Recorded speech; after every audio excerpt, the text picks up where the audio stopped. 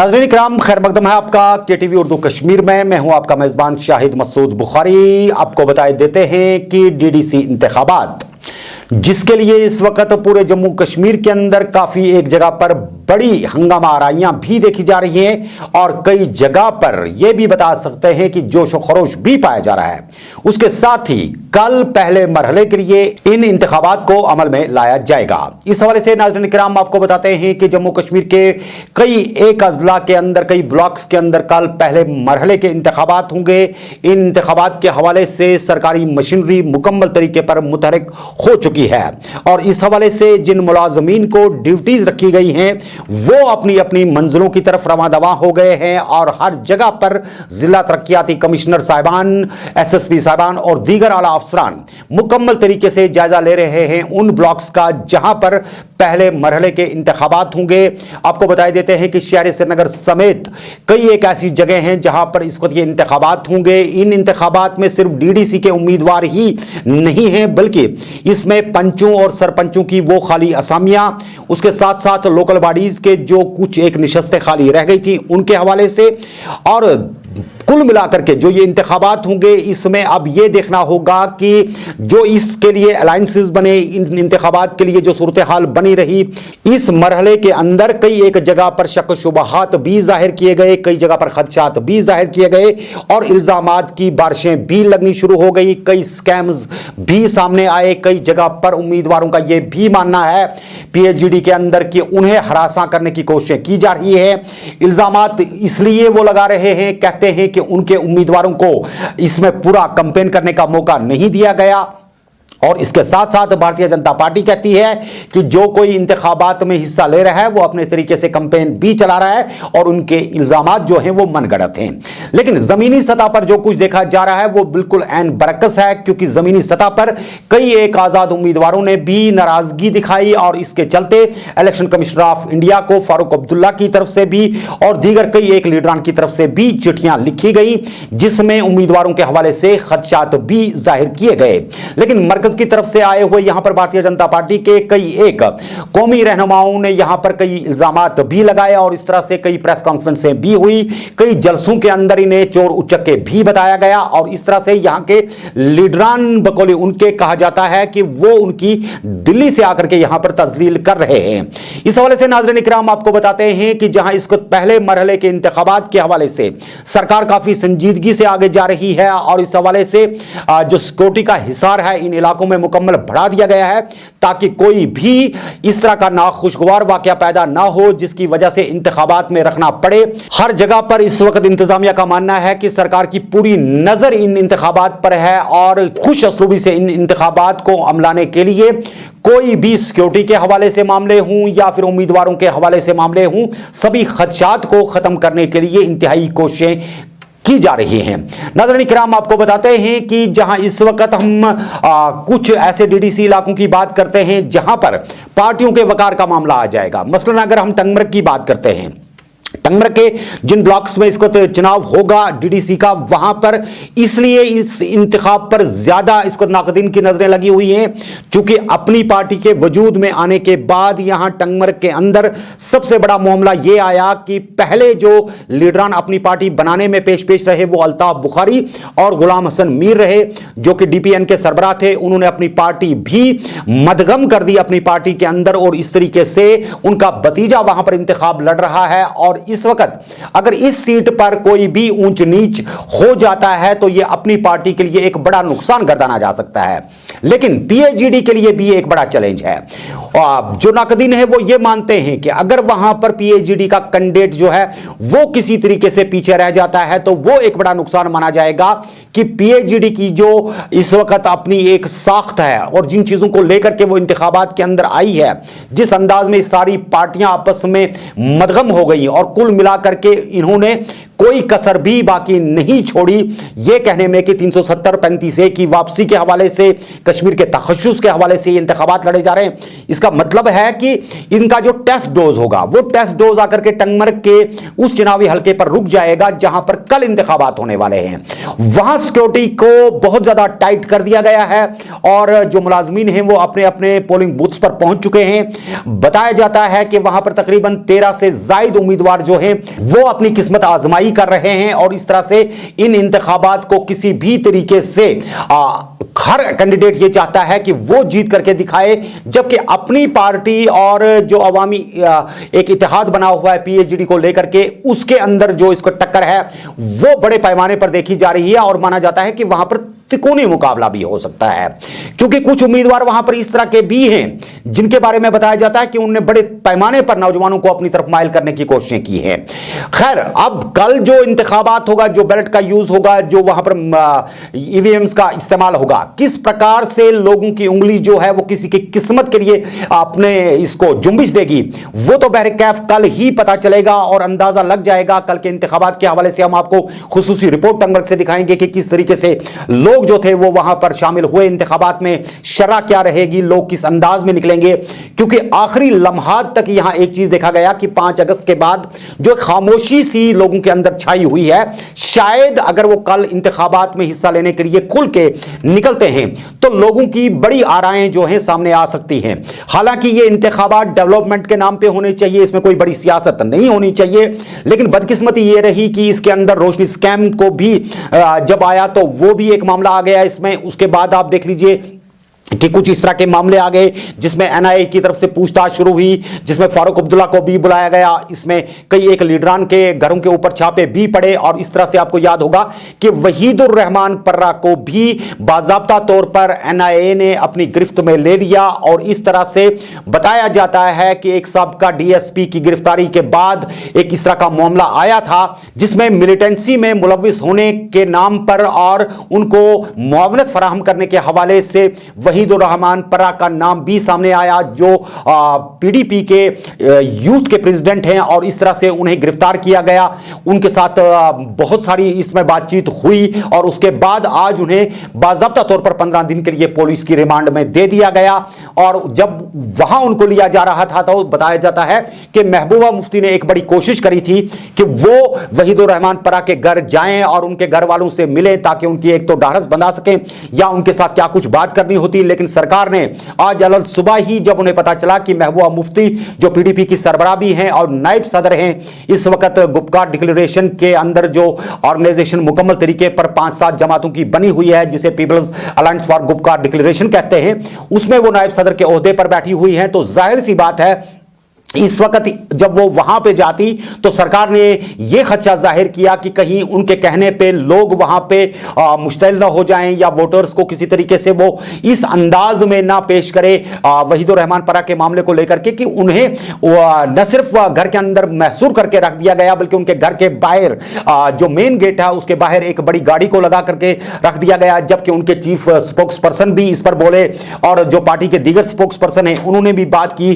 कि मैडम को बिल्कुल नहीं निकलने दिया जा रहा है। दोनों गेट जो थे वो बंद कर दिए गए थे और उन्हें किसी भी तरीके से घर से बाहर नहीं निकलने दिया गया। फारूक अब्दुल्ला के बारे में भी बताया गया कि उन्हें भी आज घर के अंदर ही नजरबंद रहने के लिए ऑर्डर्स मिले हुए थे। तो इस हवाले से जो एक कुल मिलाकर के सूरत हाल है, चूंकि कल इंतखाबात हैं, अपने तरीके से जो पार्टी के रहनुमा हैं वो शायद जाकर के अपने अपने इलाके में अपने चीफ एजेंट्स के साथ बात करते, अपने कैंडिडेट्स की जो कुल मिलाकर के राय होती उसको जमा करके रखते और इस तरीके से देखते कि किस अंदाज में जो ये इंतखाबात हैं इसमें उनके जो कैंडिडेट्स हैं वो काम करेंगे। लेकिन जब इनकी इस तरह से गिरफ्तारी अमल में लाई गई या इनको घरों के अंदर नजरबंद किया गया तो बताया जाता है इन पार्टियों की तरफ से कि जानबूझ करके एक इस तरह का माहौल पैदा किया जा रहा है जिसमें खौफ और डर पैदा करके और बदजुनी पैदा करके यहां के अवाम को मेन जो पॉलिटिकल प्रोसेस है उससे दूर रखने के लिए और अपने मनपसंद लीडरान को जीतवाने के लिए सरकार इस वक्त कोशिशें कर रही है, जिसमें इल्जामात ये भी लग रहे हैं कि कुछ मखसूस जमातों को यहां पे खुला मैदान दिया जा रहा है, जबकि ये भी वो लोग मानते हैं कि जिस अंदाज में उन लोगों को सिक्योरिटी फराहम की गई थी, इनको गाड़ियां फराहम की गई थी, एस्कॉर्ट्स फराहम किए गए थे, तो ये सौतेली मां का सलूक इनके साथ भला क्यों कर हो रहा है। इस हवाले से नाज़रीन इकराम आपको बताते हैं, मुजफ्फर शाह का एक बयान आया जो एक बिल्कुल अकाई के तौर पर काम कर रहे हैं इस वक्त गुपकार डिक्लेरेशन के अंदर। तो उन्होंने इल्जामात लगाए कि जानबूझ करके इस वक्त इस तरह के माहौल पैदा किए जा रहे हैं। रोशनी स्कैम के हवाले से भी उन्होंने बात की और कई एक मामला पर भी उन्होंने बात की। लेकिन इस मामले पर हम आपको मजीद आगाही देने से पहले यह बता दें कि डीडीसी के इंतखाबात के हवाले से जो हमने बात की थी, तो इसमें सबसे बड़ी बात यह है कि जो सिक्योरिटी का मामला इस वक्त है, सरकार के लिए इस इलेक्शन को बिल्कुल स्मूथ करवाना, और चूंकि एक ऑब्जर्वर्स की बड़ी टीम जो है वो इस वक्त इसकी निगरानी कर रही है। इस हवाले से बराह रास्त आपको लिए चलते हैं इस वक्त गांधरबल की तरफ, जहां आपको बताई देते हैं कि हमारे नुमाइंदे गुलाम नबी रैना ने आज कई एक ऐसे गुंड के और बाकी इलाकों का दौरा किया जहां पर पहले मरहले में इंतखाबात हो रहे थे।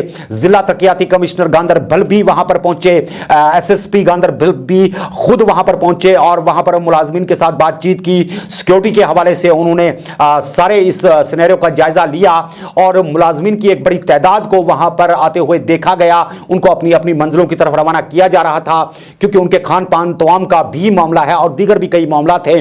सर्दियां भी चल रही हैं। इस हवाले से कुल मिलाकर के एक जो मजमूई सूरत हाल गांधरबल जिले के अंदर इन इंतखाबात को लेकर के रही, इस हवाले से आपको बताते हैं कि गांधरबल के अंदर जितने भी ये इस वक्त 2 ब्लॉक्स हैं, इन ब्लॉक्स के अंदर जो चुनाव हो रहे हैं, इसमें मुकम्मल तरीके पर सरकार जो है पूरी तरह से तैयार थी। और इस तैयारी के हवाले से जिला तरक्याती कमिश्नर गांधरबल क्या कुछ बात करते हैं केटीवी उर्दू के साथ, पहले आपको दिखाते हैं। जैसे आप देख रहे हैं कि हमारे फर्स्ट फेज में जो है, फर्स्ट फेज में हमारा जो डीडीसी कॉन्स्टिट्यूंसी गुंड है और गुंड भी इलेक्शन के लिए कल जा रहा है 28 नवंबर को।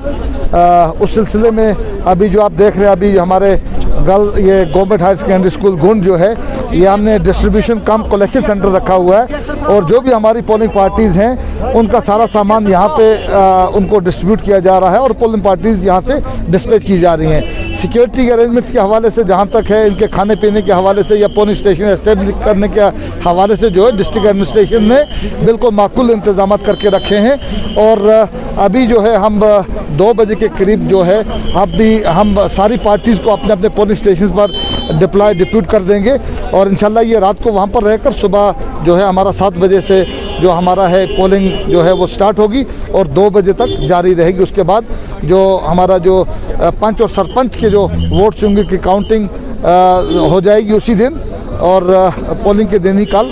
और जो डीडीसी का जो है वो हमारी जो है वो स्ट्रांग रूम में चले जाएंगे, वो बैलेट बॉक्सेज, और उनकी काउंटिंग 22 दिसंबर को होगी। सर टोटल पोलिंग बूथ्स कितने हैं ए और बी में, और कितने?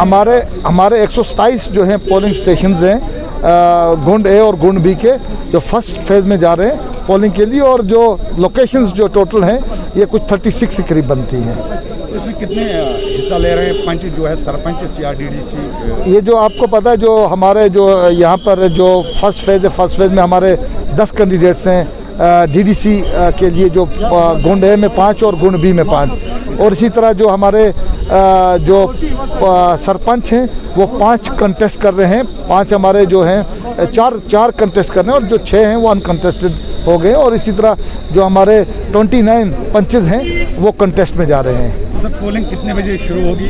पोलिंग जैसे मैंने बताया कि 7 बजे सुबह पोलिंग स्टार्ट होगी और 2 बजे तक रहेगी। जी हाँ नाज़रीन इकराम, ये तो थे जिला तरक्याती कमिश्नर गांधरबल, जिन्होंने केटीवी उर्दू को बताया कि इंतखाबात को ऐसे तरीके से अमलाने के हवाले से कोई भी दकीका फरोगुजाश्त नहीं किया जाएगा।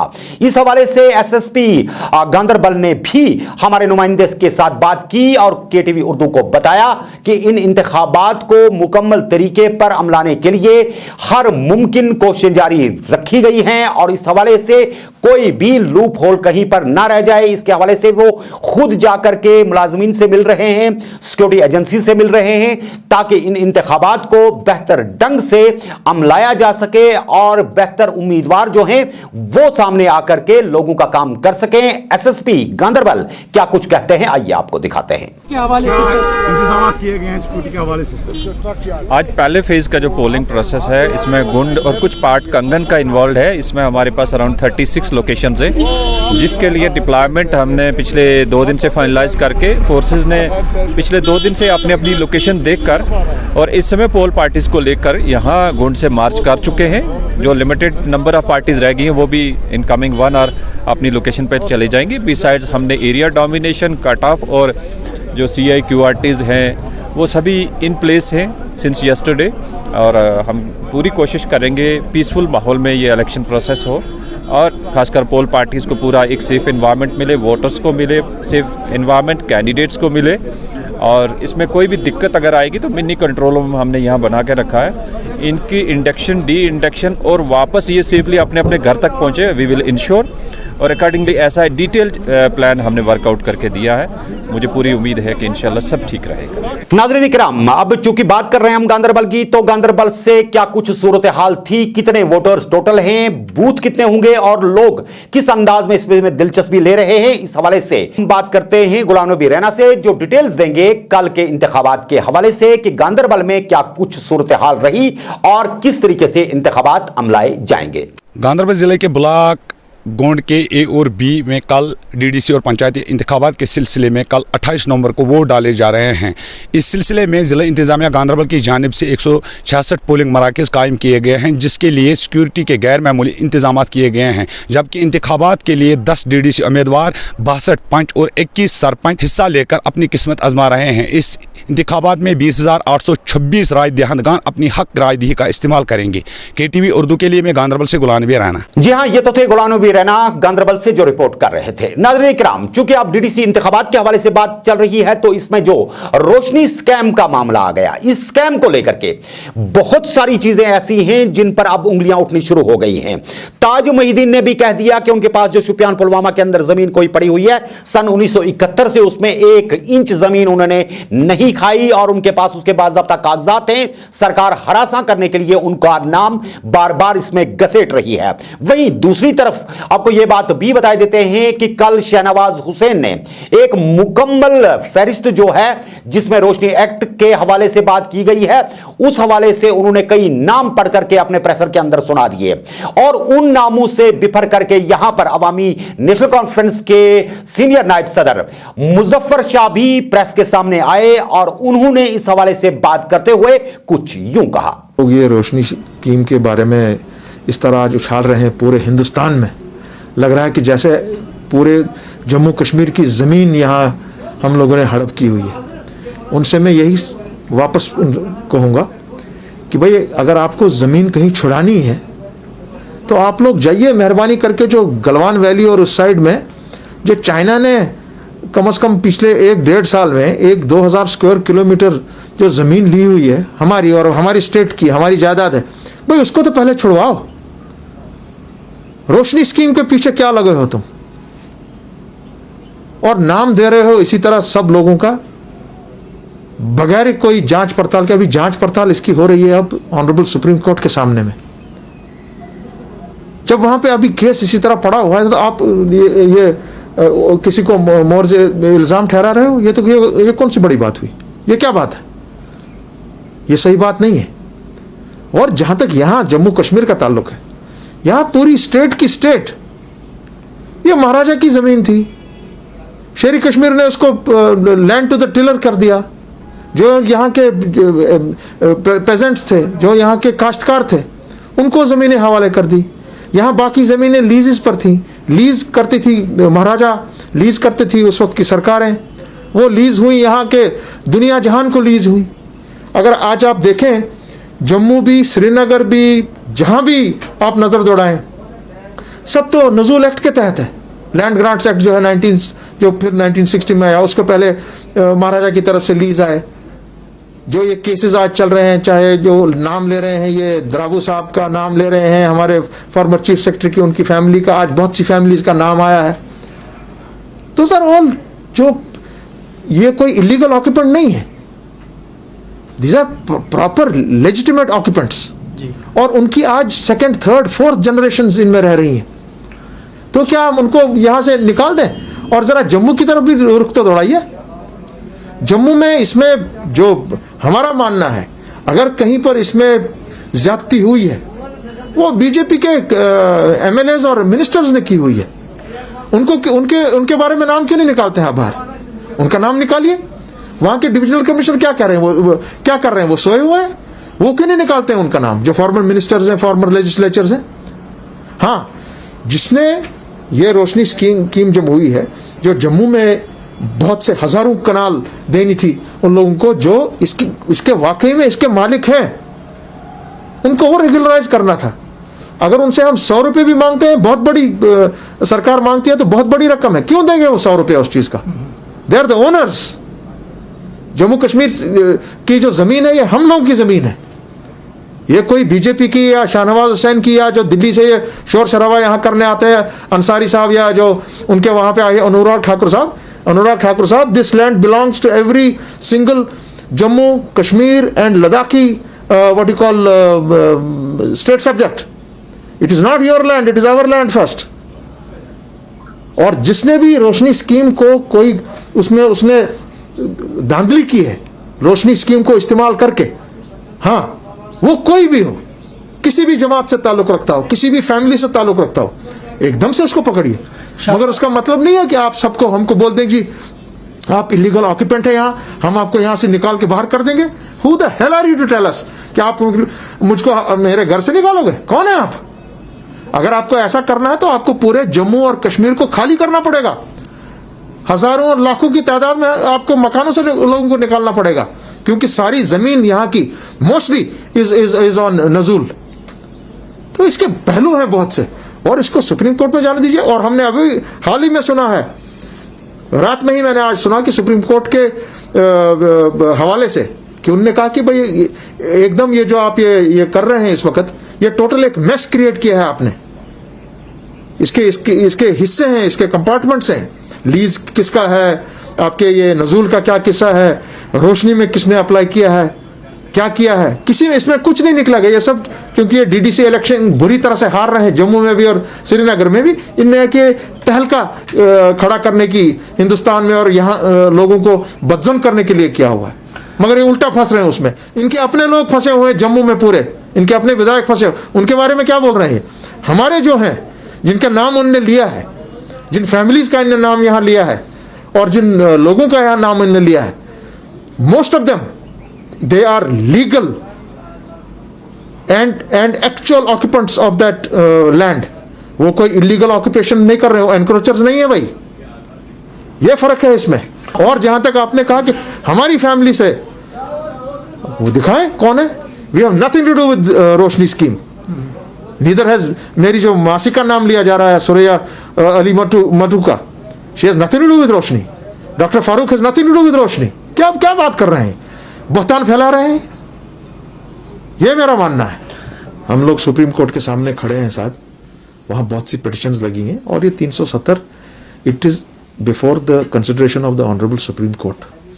तो बीजेपी वाले जो ये शोर शराबा कर रहे हैं, वो ये इस इलेक्शन को देखकर कर रहे हैं। उनको ये मालूम है कि 370 मरा नहीं है। ये तमाम नेता जो बीजेपी के यहाँ आ रहे हैं, दिन रात 370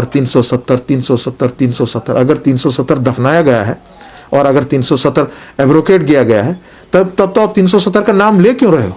370 न तो दफनाया गया है न तो एब्रोकेट हुआ है। हाँ, आप लोग दफन हो जाएंगे, 370 बराबर कायम और दायम होगा यहाँ पर। यह बात याद रखें आज। 370 is not going anywhere. It will be back whether BJP is in power or it is not in power. Let me tell them that. मैं तो इतना ही कहूंगा, जो मैंने उनकी प्रेसिडेंट से सुना है, मोहतरमा महबूबा मुफ्ती जी के जो उस पर उसने कमेंट किया है, उस हिसाब से तो उसको बेगुनाह पकड़ा गया है। वो दिखाएं एनआईए वाले क्या इन्वेस्टिगेशन कर रहे हो, किस चीज का कर रहे हैं, क्या है। जहां तक पीडीपी ने इस पर वापस उनको रिएक्ट किया है, उस हिसाब से it looks there is some very malafide intentions. नाज़रीन इकराम, इंतखाबात के बीच में यहां पर कई ऐसे इंतखाबात भी हुए जो इंतखाबात शायद डीडीसी का या दीगर मामलात को लेकर के नहीं कह सकते हैं, बल्कि यह कह सकते हैं कि एक अचानक का इंतखाब था जो श्रीनगर म्युनिसिपल कॉरपोरेशन के अंदर किया गया, जिसमें आपको बताए देते हैं कि जिसमें आपको बताए देते हैं कि जुनैद आजम मत्तू अच्छी खासी अक्सरियत के साथ वहां पर इसे जीत गए और इस तरीके से एक मर्तबा जिन्हें नो कॉन्फिडेंस मोशन के जरिए कुर्सी से उतार दिया गया था, दोबारा वो बाइज्जत तरीके पर उस पर बहाल हो गए। लेकिन आज जुनैद आजम मत्तू की तरफ से सबसे बड़ा सरप्राइज उस वक्त दिया गया जब वो अपनी पार्टी के हेडक्वार्टर पर पहुंचे और वहां उन्होंने बाज़ाब्ता तौर पर अपनी पार्टी को ज्वाइन कर लिया। यानी कि अल्ताफ बुखारी की सरबराही में अपनी पार्टी में मदगम होने के बाद अब यह कहा जा सकता है कि अपनी पार्टी ने अपनी गोद में पहला ही जो बड़ा एक ये कह सकते हैं कि ताज संभाल लिया, वो ये कि अब शहरी श्रीनगर के अंदर मेयर का ओहदा जो है वो अब अपनी पार्टी के खाते में जा रहा है। यानी कि पहले वो सज्जाद गनी लोन के साथ थे, वहां से उन्होंने इस्तीफा दे दिया, लेकिन अब अपनी पार्टी के अंदर दाखिल हुए और कहा कि इनके पास एक बड़ा विजन है। जम्मू कश्मीर की राजधानी शहरी श्रीनगर के अंदर अपनी पार्टी ने बाज़ाब्ता तौर पर अपना खाता खोल के यहां अपनी मौजूदगी का न सिर्फ एहसास दिला दिया बल्कि एक बड़ी कुर्सी के सामने इस वक्त अपनी पार्टी आपको नजर आएगी। 8 मिनट सवाल है। मेरी पार्टी का मानना है कि अगर इसमें किसी ने घपला किया है, वास्ट एग्रीकल्चरल लैंड्स खाए हैं, फॉरेस्ट लैंड्स खाए हैं, उनको नंगा किया जाए। हम नहीं कहते हैं लेकिन जायज़ तरीके से, जिसने एक सरकार की स्कीम आई, जायज़ तरीके से अगर किसी ने अप्लाई किया उस स्कीम के अंदर, तो उनको कैसे तंग करोगे? किसी के घर का जमीन थी 2 कनाल 1 कनाल, उनको तो नहीं तंग। देखिए इट शुड बी एक होता है फ्रॉड, हम कहते हैं उनको पकड़ा जाए। अगर किसी का कमर्शियल था, उसने रेजिडेंशियल दिखाया और उसके पैसे भरे, let them go be book. अगर किसी के पास जमीन सरकारी कब्जे में उसने ले ली, कहीं पे खोड ले लिया या फॉरेस्ट लैंड ले लिया, action should be taken against anybody and everybody. लेकिन अगर यूं ही आप कहेंगे कि साहब किसी को 6 मरले, किसी को 1 कनाल, किसी को 2 कनाल, तो उनको खुद के तो घर हैं, उनको क्यों तंग करोगे? एंड आई एम श्योर कि कोई ऐसा भी नहीं होगा कि उनको कोई तंग भी कर सकेगा। कि जुनैद आज़म मत्तू ने एक बावसूख जराया से बात करते हुए कहा कि उनकी यह कोशिश होगी कि शहर श्रीनगर को एक खूबसूरत शहर के तौर पर उभारने के लिए वो अपना अहम रोल अदा करेंगे और अपने कारपोरेटर्स के साथ मिलकर के शहर श्रीनगर के लोगों की मुश्किलात को खत्म करने के लिए तन मन से काम करेंगे और अपनी पार्टी के जरिए न सिर्फ वो फंड्स को शहर श्रीनगर के लिए यूटिलाइज कर पाएंगे बल्कि इसके साथ साथ नए प्रोजेक्ट्स की सैंक्शन के लिए भी पार्टी का होना इंतहाई जरूरी था। तो नाज़रीन इकराम, जब हम अब इंतखाबात के हवाले से बात कर ही रहे हैं, उम्मीद ये करते हैं कि कल के जो डीडीसी इंतखाबात हैं उनमें जो कुछ भी सूरत हाल रहेगी, किस प्रकार से सारा जो मामला है वो तय होगा, क्योंकि इस जो पहला मरहला होता है इसमें बहुत ज़्यादा जो टफेस्ट सिचुएशंस होती हैं, क्योंकि हर किसी की नज़र उस पर रहती है। उसके बाद अब फिर दूसरा तीसरा मरहला जब आता है तो इसमें कई एक चीज़ें बड़ी आसान दिखती भी नजर आती है। वहीं दूसरी तरफ आप जम्मू से लेकर के श्रीनगर तक देख लीजिए तो कई एक जगह पर रोशनी स्कैम को लेकर के भी बड़ी बातें हो रही हैं। कई जगह पर यह इल्जामात लग रहे हैं कि भारतीय जनता पार्टी के कई एक वुज़रा के पास और एमएलसीज के पास रोशनी स्कैम के तहत बहुत ज्यादा जमीनें हैं और वो अपने कागजात के हवाले से बात करें। शेख खानदान के अंदर से भी अब ये आवाजें उभर रही हैं कि सरकार जिन जमीनों को रोशनी स्कीम का नाम देती है वो सिरे से ही 1 इंच जमीन पर भी काबिज नहीं हुए हैं। इस हवाले से बहुत जल्द वो एक प्रेस कॉन्फ्रेंस लेकर के आगे आ रहे हैं। लेकिन कुल मिलाकर के ये जो जम्मू कश्मीर के अंदर इस वक्त एक ख्याल सा पैदा किया जा रहा है कि कश्मीर के अंदर ऊंट किस करवट जाकर के बैठेगा और सियासत कौन से रंग लाएगी, क्योंकि जो डीडीसी के इंतखाबात हैं इसमें जो भारतीय जनता पार्टी इसको कोशिश कर रही है कि बड़े पैमाने पर यहां पर कुछ सीटों पर स्वीप कर सके। अब यह देखना होगा कि जो इतने स्टार कैंपेनर्स यहां पर रहे, इतने लोग यहां पर रहे, हालांकि एक अच्छी खासी तादाद उनके फंक्शंस के अंदर, उनके कन्वेंशंस के अंदर और उनकी जमात के अंदर नाचते हुए भी देखे गए और कई एक्सपोर्टर्स ने खुलेआम अब भारतीय जनता पार्टी के झंडे को हर गांव में चढ़ाने की कोशिश भी की है, टाउन्स के अंदर चढ़ाने की कोशिश भी की है। लेकिन इन इंतखाबात में अवाम का मिजाज क्या वाकई तौर पर भारतीय जनता पार्टी के लिए एक स्पेस पैदा कर पाएगा? वो लीडरान जो मरकज से आए हुए हैं, क्या वाकई तौर पर वो अपने लिए यहां पर उतनी जमीन हमवार कर पाएंगे कि उनके पैर यहां कश्मीर के अंदर टिक पाए? जिस अंदाज में उन्होंने जम्मू के अंदर 25 निशस्तों के ऊपर असेंबली के अंदर कब्जा किया था, यह एक बड़ा मामला होगा। लेकिन जम्मू के अंदर भी इस वक्त अगर हम देख लें तो इसमें चौधरी लाल सिंह से लेकर के नेशनल पैंथर्स पार्टी की अगर बात करें तो वो बड़े इल्जामात उन पे लगा रहे हैं।